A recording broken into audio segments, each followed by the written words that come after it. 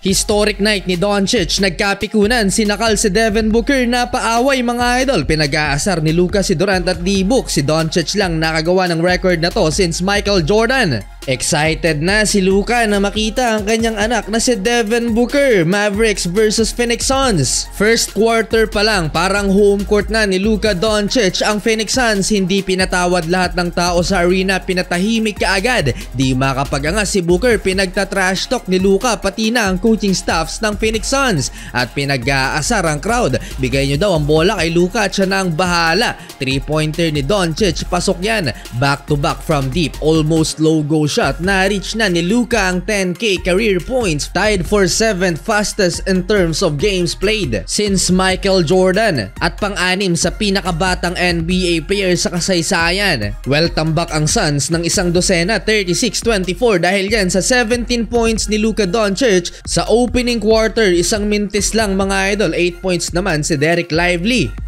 Second quarter, hindi na matiis ni Durant ang kanyang frustration sa no calls. Mas maraming reklamo pa sa referee si KD kesa sa field goal niya sa first half. Parang mananapak na ng official si Durant. Patawa-tawa lang sa harapan ng Suns bench itong si Luka, the greatest trash talker ever ng NBA. Kahit si Devin Booker napiko na rin at pumatol na sa trash talkan. Under 3 minutes, Luka to Derrick Jones Jr. alley-oop dunk. 1 minuto ang nakalipas, gumanda ang laro ni Booker sa opensa plus defense ni Kevin Durant. Block shot kay DJ. Pero last 35 seconds, niyabangan ng former dunk champion sa Devin Booker. Putback dunk, nag-stare down kay D-Book. 64-54 halftime.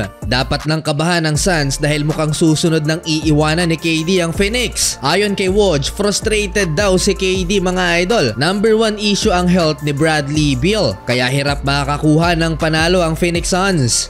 Third quarter, pinahabol ni Luka si Booker after nitong steal ni Doncic. Alat ng dalawang Suns superstars, binuhat ng mga role players ang Phoenix, Grayson Allen at Eric Gordon, kaya naging 4 na lang ang lamang ng Dallas Mavericks. 5-minute mark, another 3-pointer by Grayson Allen, pero sinagot siya ng 3 din ni Luka Doncic at pailing-iling pa. Pero 1 minuto ang nakalipas, isa pang 3-pointer ni Grayson Allen. Lamang na ang Phoenix Suns, 84-82. Buhat na buhat si KD at si Devin Booker.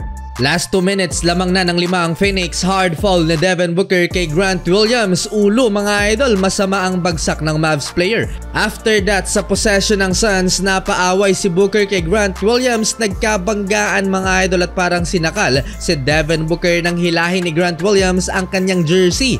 Agad na pumagitna ang tatay ni Booker, si Luka, para paghiwalayan ng dalawa. Double technical mga idol at ayaw pa rin paawat sa trash talkan. End of third quarter, 92-91 lamang ng isa ang Phoenix Suns. 19 third quarter points for Grayson Allen. Fourth quarter, Luka Doncic, 2 3-pointers. Lamang na ulit ang Dallas Mavericks mga idol. 44 points na si Luka. Plus 3 si Derrick Jones Jr. at Tim Hardaway Jr. 113-106. Crunch time mga idol, Luka Doncic, 13th assist. 9 points na ang lamang ng Dallas Mavericks. Showtime na showtime si Luka. Hindi na nakahabol pa ang Phoenix Suns at sa huli, panalo mga idol ang Dallas Mavericks.